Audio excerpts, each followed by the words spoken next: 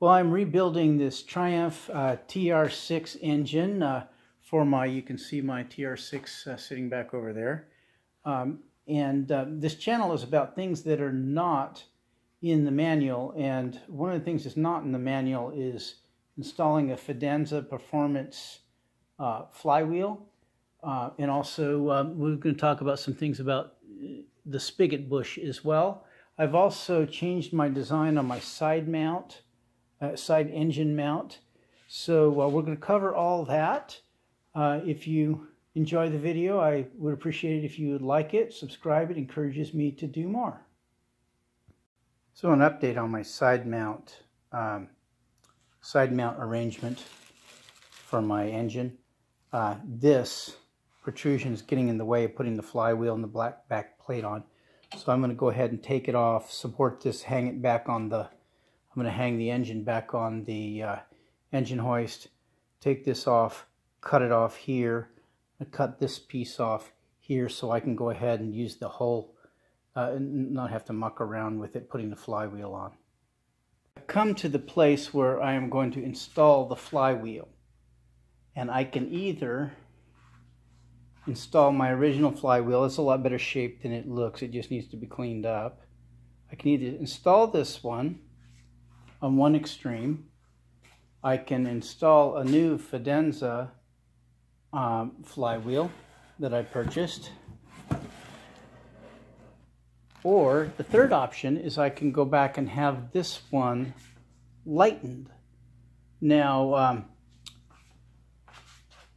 I bought that Fidanza flywheel off of eBay on a whim because I got it for $276. That was like a year and a half ago. You can see the current eBay prices, which is the cheapest as they go, is like $439 for these. If you decide to buy it off of Moss Motors, you're going to go up to like $479. So on a whim, I bought this, but then I started doing the research. And I looked in all kinds of places. I looked in, I like Graham Bell's 4-stroke performance tuning. I like Kastner's competition preparation manual. I like Williams's book, the TR6, How to Restore the Triumph TR6. And then I looked online. I looked at the forums.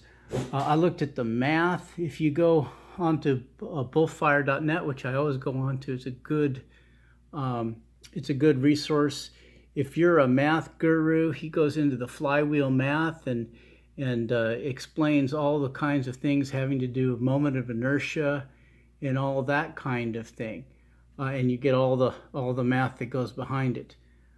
I also looked at the Triumph Experience forum at different flywheel posts to see what people actually did and whether they liked it or didn't like it. And rather than go read through all those, I thought I would just summarize those things. If you want to do a little bit further research just on flywheels in general, I found if you did an internet query of advantages or disadvantages of a lighter flywheel, there's a lot of good information there. But let me sum up the pros and cons that I found. First, the pros. Quicker acceleration in first gear, some quicker in second gear, and then diminishing returns in third and fourth. And that has to do with moment of inertia and the math and all that. The benefit is really in that initial takeoff. The second benefit is less weight. Less weight always is a plus for performance. Race car drivers will strip their cars down to the lightest they can get it in order to improve performance. So there's less weight. If you've got like 16 pounds less weight in the car, on the flywheel, I read one statistic where that equals about 190 pounds, 194 if I remember right, 194 pounds less sitting in the car. So it's like taking a person out of the car. The other factor, advantage of it is less stress on the crank. Having to accelerate and decelerate that heavy flywheel puts stress on the crank, and that I think is even important at higher RPMs. What are the cons? Well, it requires more throttle and clutch slippage at launch. In other words, as you're first starting out, one of the functions of the flywheel is to provide a stored amount of energy to help launch the car, and with a lighter flywheel you get less of that. So you have to apply more throttle and slip the clutch a little bit more at launch to get going. You have a potentially lumpier idle as the flywheel doesn't even out the pulses of the engine. You know, so if you've already got a lumpy cam in it and then a light flywheel, it may have a really lumpy, you may have a lumpier idle. The third thing that I didn't even think about that I ran into is potentially more difficult shifts as the engine slows down faster. In other words, if the engine, you're wanting to speed match between the RPMs and the speed of the car on the road, and if the engine drops its speed down faster, it can make shifts more difficult. You might have to relearn how to shift or learn how to speed shift a little bit. So again, the options I have, given these pros and cons, and the options I have are to stay with the stock flywheel at 27.2 pounds, have the stock wheel lightened to about 16 to 22 pounds. Now, I got those numbers off the forums. I got the 16 from the Triumph Experience forum, and then on down to 22 pounds, lightened to 22 pounds. I got that from the competition preparation manual. He talks about, lost the page here, page 19. He talks about the flywheel can be lightened approximately 4 pounds. Other people have said they've lightened it all the way down to 16 pounds. They need to know what they're doing. The machine shop needs to know what they're doing if they're going to do that. Williams, in this book, How to Restore a Triumph TR5 and TR6, says at least take the flywheel back down to a TR5 specs. And what that is, I don't know. I didn't look it up. The Fidanza, the aluminum flywheel, is 11.65 pounds. Now, normally what I would have done is gone for a middle road. 11.65 might be too light, 27 too heavy. I probably, if I hadn't knee-jerk bought that flywheel, I probably would have gone this route and put it down to somewhere around maybe 18 pounds. Not having driven it, I don't know. So what I am going to do is I'm going to go ahead, my decision is I'm going to try the Fidanza. It's Fidanza, by the way. If it's not tolerable, I'll go back and I'll lighten my stock flywheel. I only paid $276, so really I can resell it. I can easily get my money back on this, I think. I think the question really is whether or not I'm going to like it, and whether or not I'm going to like the decision to pull the engine again, which is a lot of work. So we're on the step where we need to insert the spigot bush into the back of the flywheel. This is the spigot bush. I bought this one from TSI. What it doesn't tell you, and again, this channel is about what's not in the manual, is you need to oil this thing. You need to, now you can soak it in oil overnight, or understand you can press oil through it. So we're going to try. So we'll just soak that overnight like that. The instructions for the Fidanza flywheel say that the pilot bearing fit is not as tight in an aluminum flywheel as your OEM steel flywheel, as the aluminum flywheel and steel bearing heat and expand differently. The flywheel must be designed this way to work properly, or the steel bearing will be restricted and seize up, causing failure. For proper installation, apply a small amount of Loctite gap filler to the OD of your pilot bearing when installing it in your new Fidanza flywheel, as this will hold it in place for correct installation. There is no such product as gap filler, so I called the Fidanza technical support number, and they told me, well, what they really meant was thread locker green.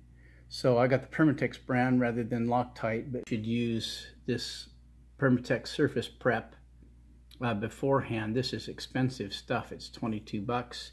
The question is whether the flywheel is, what kind of aluminum that that flywheel is. Aluminum alloy, pure aluminum, and so is it anodized, so on. Also for bright platings, I know that bearing is probably bronze, but it's got that little collar around it. Who knows what it is? So I'm going to go ahead and err on the side of caution and go ahead and use some prep activator.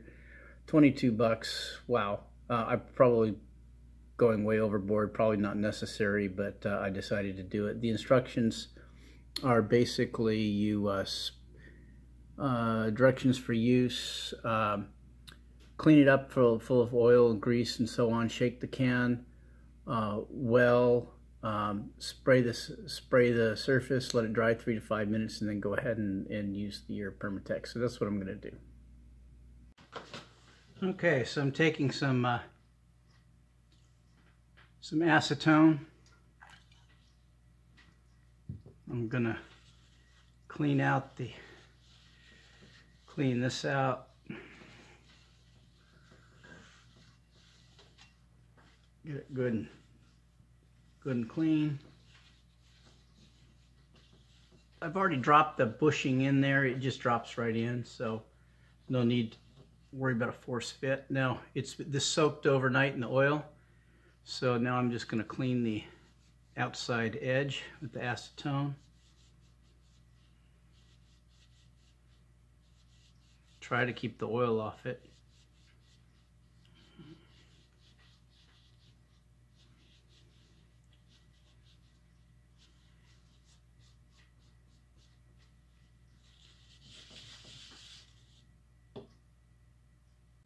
Okay, I've never done this before, don't know what to expect, so I'm going to go ahead and spray that. And I've got a nitrile glove on just in case.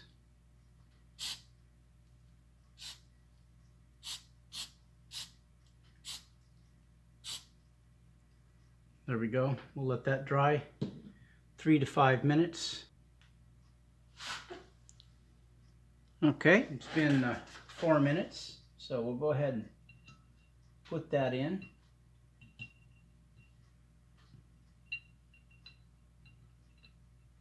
And what I won't tell you is I put it in once before, and I forgot to spray it. So I know already this will wick real nicely all the way around it, and it says it's for wicking, so that it'll wick in. So we'll go ahead and just put some in like that, let it wick down.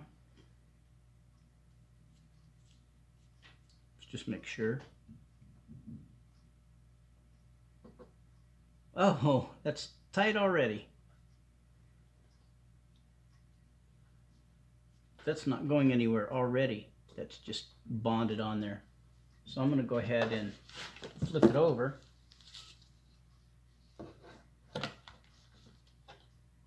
And I'll wick some in here.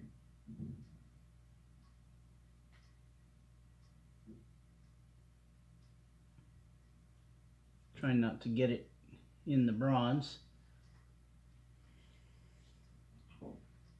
too much. Got a little bit on the top of the bronze there.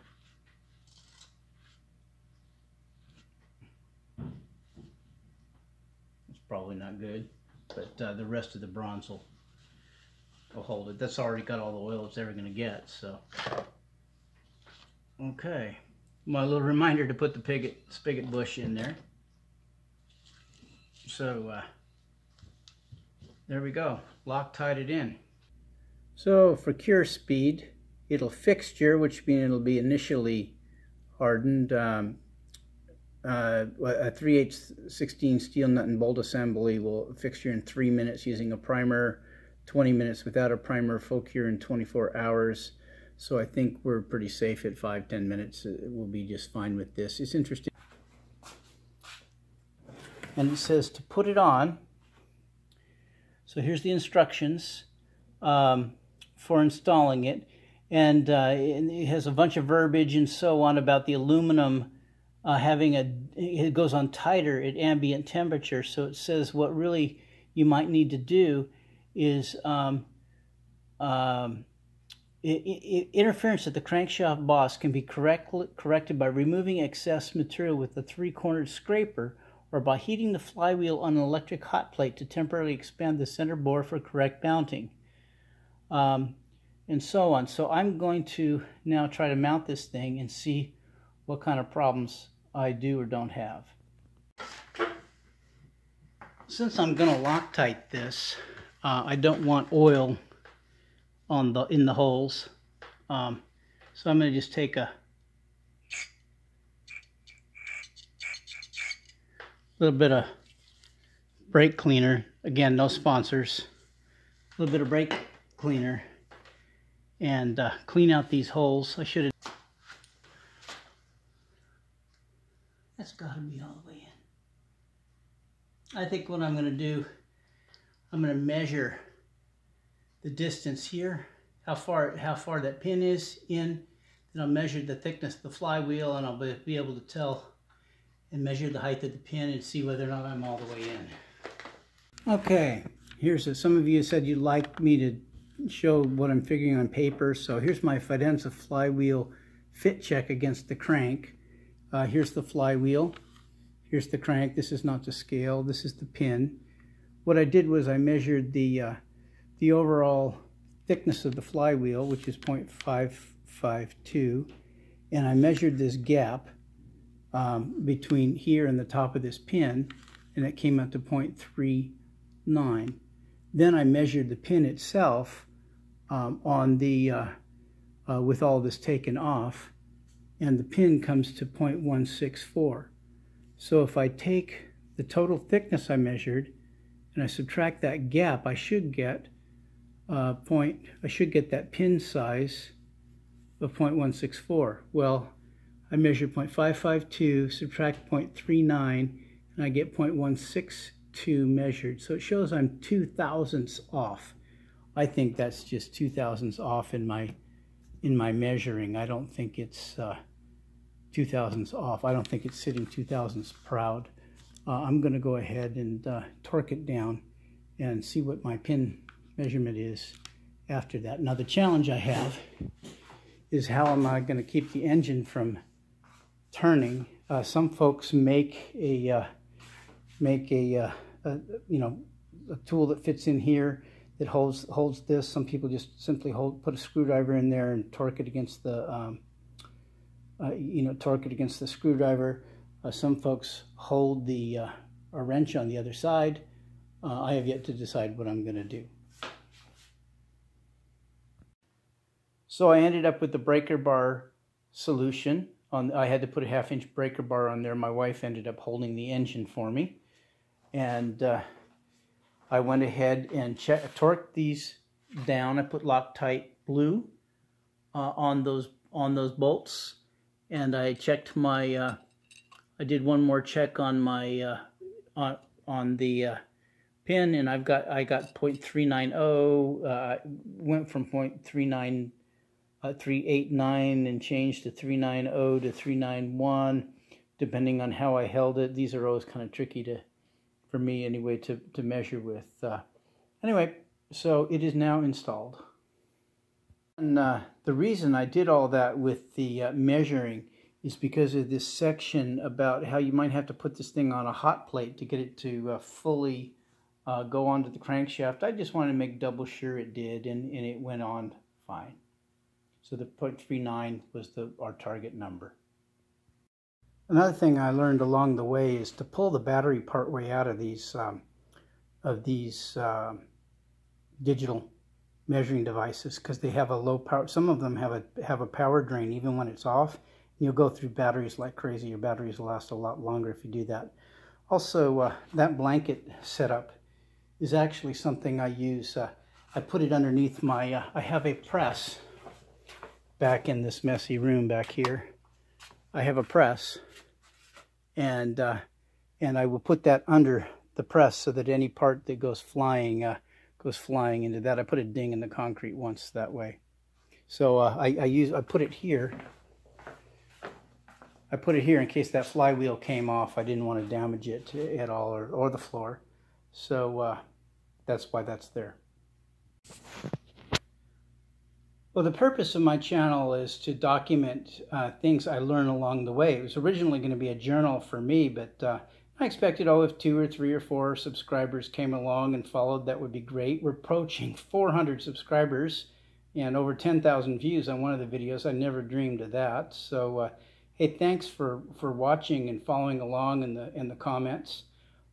If you find these videos helpful, I've been spending more time doing the videos than normal, in that some people are saying they find them helpful. So if you find it helpful, the way to tell me that is in the comments, or you can like it or subscribe to the channel, and it encourages me to spend the additional time.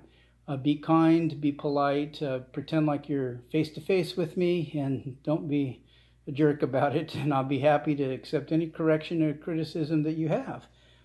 Anyway, thanks for watching, and we will next time we'll go ahead and we'll start looking at degreeing the cam. And I have a vernier gear for the cam. I just got it for fun. I don't really need it, but we'll talk about that next time. Thanks for watching.